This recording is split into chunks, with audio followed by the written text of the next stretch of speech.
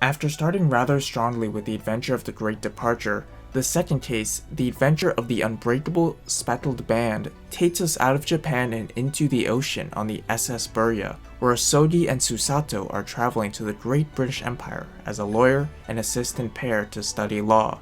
However, an insidious character has snuck onto the boat, and it's everyone's favorite non-attorney, Ryunosuke Naruhodo, who hides in Asogi's wardrobe during the duration of the trip. The case opens with Naruhodo in shackles and everyone asking him why he did it. Of course, Naruhodo has no idea what's going on and assumes they're asking about why he snuck onto the ship. Unfortunately, reality is not so kind, and they really want to know why he murdered the young study abroad student Kazuma Asogi.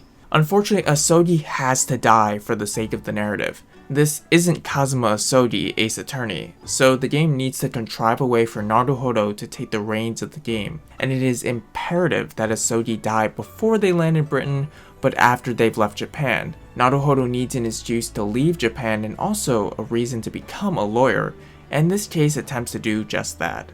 This is the first case in the game to introduce us to investigation, and surprisingly, there is no courtroom scene in this case. Instead, we find the criminal with the help of Sherlock Holmes, Ace Detective, and his gimmick, Course Correction. Course Correction is, without a doubt, my favorite gimmick in the series. By dancing around the crime scene, analyzing not only evidence, but even the witness themselves, we pick apart Sholmes' theories and the witnesses' statements about the crime and discover the truth on our own.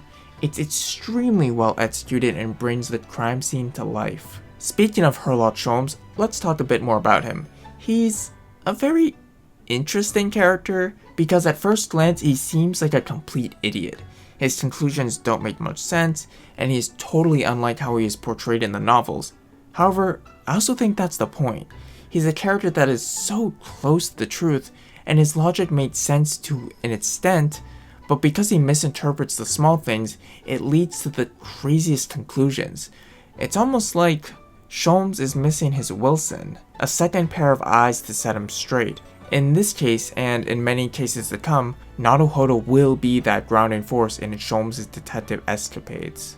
Going back to the plot, the crux of this case is that Asogi is dead in a locked room murder mystery where the only other person in the room was Naruhodo. We quickly prove that Naruhodo couldn't have been the one to do it because if he did leave his wardrobe, the tag in front of it wouldn't be there.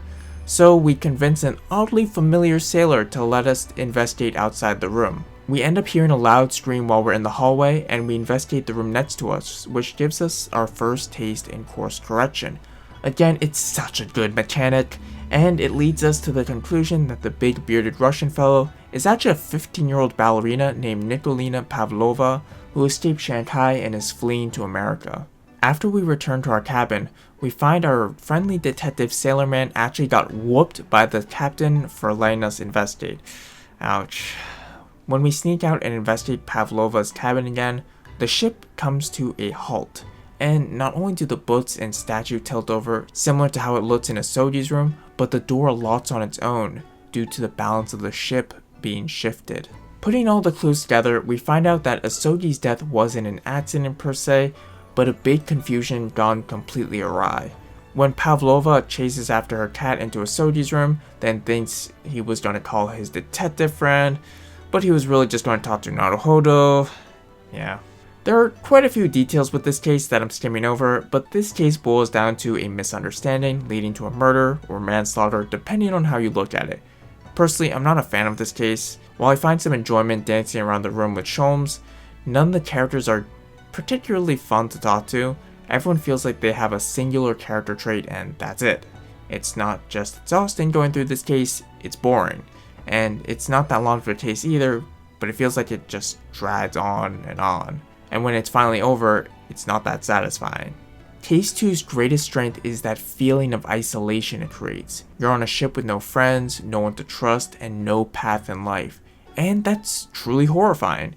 It follows up a case where you finally feel like you have a friend and mentor who goes out of his way to sneak you on board a ship heading to a foreign country just so you two can hang out more. It makes it hurt that much more when Asogi dies. Though this case is about overcoming and defeating the charges and struggling to find the truth, it is also about gaining the trust and friendship of Susato, who, along with Sholmes, helps you carry on Asoji's role as the replacement attorney. When Susato asks you to carry Asoji's sword, there is so much weight in it. It's easily one of the most emotional moments in the series, as you're not just carrying his most prized possession, but his soul, his heart, his mission.